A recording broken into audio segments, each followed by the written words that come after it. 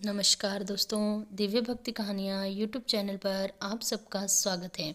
दोस्तों, आज बैसाख मास में मैं आपको बैसाख मास महात्म का दूसरा अध्याय सुनाने वाली हूँ। तो चलिए अध्याय शुरू करते हैं।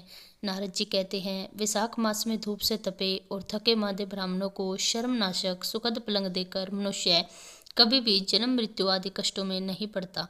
जो वैसाख मास में पहनने के लिए कपड़े और बिछावन देता है, वह इसी जन्म में सब भोगों से संपन्न हो जाता है और समस्त पापों से रहित होकर मोक्ष को पाता है।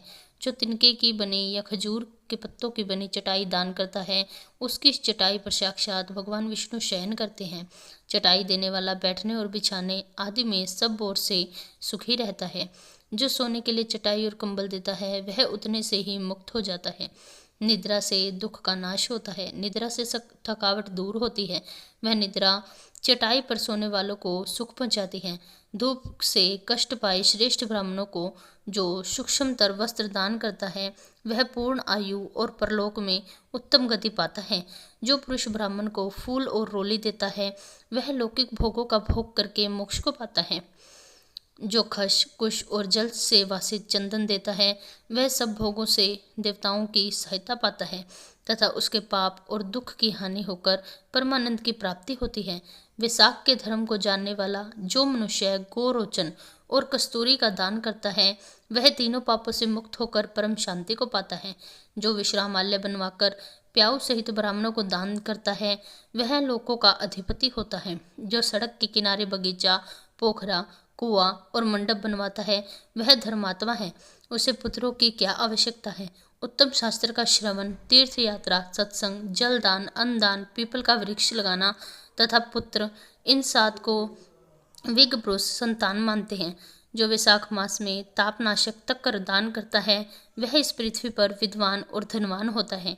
धूप के समय मट्ठे के समान कोई दान नहीं है, इसलिए रास्ते में थके मांदे ब्राह्मणों को मट्ठा देना चाहिए। जो वैशाख मास में धूप की शांति के लिए दही और खाड़ दान करता है तथा विष्णु प्रिय वैशाख मास में जो स्वच्छ चावल देता है, वह पूर्ण आयु और संपूर्ण यज्ञों का फल पाता है। जो पुरुष ब्राह्मणों के लिए गोघृत अर्पण करता है, वह असमय यज्ञ का फल पाकर विष्णु लोक में आनंद पाता है। जो दिन के ताप की शांति के लिए सायंकाल को ब्राह्मणों को ऊख दान देता है, उसको अक्षय पुण्य की प्राप्ति होती है। जो वैशाख मास में शाम को ब्राह्मणों के लिए फल और शरबत देता है, उससे उसके पितरों को निश्चय ही अमृत पान का अवसर मिलता है। जो वैसाख के महीने में पके हुए आम के फल के साथ शरबत देता है, उसके सारे पाप निश्चय ही नष्ट हो जाते हैं। जो वैसाख की अमावस्या को पितरों के उद्देश्य से कस्तूरी, कपूर, बेला और खस की सुगंध से वासित शरबत से भरा हुआ घड़ा दान करता है, वह 96 घड़ा दान करने का पुण्य पाता है। वैसाख में तेल लगाना, दिन में सोना, कांसे के पात्र में भोजन करना, खाट पर सोना, घर में नहाना, निषिद्ध पदार्थ खाना, दोबारा भोजन करना तथा रात में खाना, ये 8 बातें त्याग देनी चाहिए। जो वैसाख में व्रत का पालन करने वाला मनुष्य पदम पत्ते में भोजन करता है, वह सब पापों से मुक्त होकर विष्णु लोक में जाता है। जो विष्णु भक्त पुरुष वैशाख मास में नदी में स्नान करता है, वह तीनों जन्म के पापों से निश्चय ही मुक्त हो जाता है। जो प्रातःकाल सूर्योदय के समय किसी समुद्रगामिनी नदी में स्नान करता है, वह सातों जन्म के पाप से तत्काल छूट जाता है। जो मनुष्य 7 गंगाओं में से किसी में उष काल में स्नान करता है, वह करोड़ों जन्मों में उपार्जित किए हुए पापों को निसंदेह मुक्त कर देता है।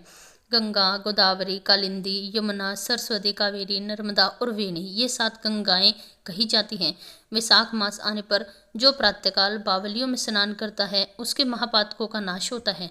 कंदमूल, फल, शक, नमक, गुड़, बेर पत्र, जल और तर्क जो भी वैसाख में दिया जाए, वह सब अक्षय होता है। ब्रह्मादि देवता भी बिना दिए हुए कोई वस्तु नहीं पाते। जो दान से हीन है वह निर्धन है। अतः सुख की इच्छा रखने वाले पुरुष को वैसाख मास में दान अवश्य करना चाहिए। सूर्य देव के मेष राशि में स्थित होने पर भगवान विष्णु के उद्देश्य से अवश्य प्रातःकाल स्नान करके भगवान विष्णु की पूजा करनी चाहिए। कोई महिरथ नामक एक राजा था, जो कामनाओं में आसक्त और अजितेंद्रिय था। वह केवल वैसाख स्नान के सुयोग्य से सवत वैकुंठ धाम को चला गया। वैसाख मास के देवता भगवान मधुसूदन है, अतएव यह सफल मास है।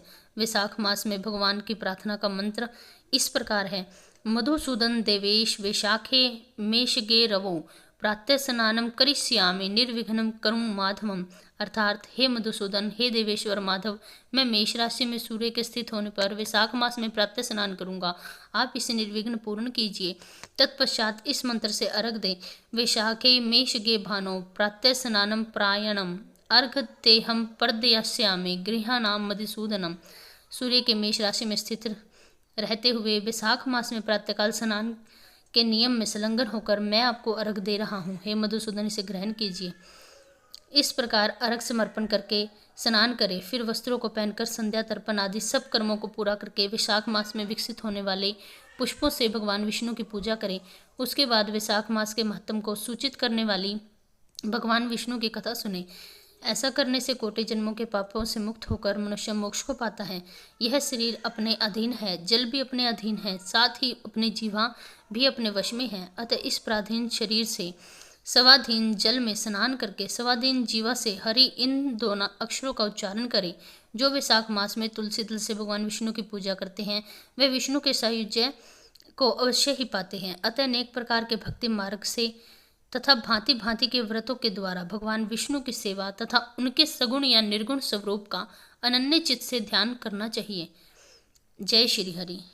दोस्तों, यहाँ वैशाख महत्तम का दूसरा अध्याय समाप्त होता है। यदि आपको ये अध्याय पसंद आ रहे हैं तो मेरे चैनल को सब्सक्राइब करें, वीडियो को लाइक करें और कमेंट में जय श्री हरि, जय श्री सीताराम अवश्य लिखें। धन्यवाद।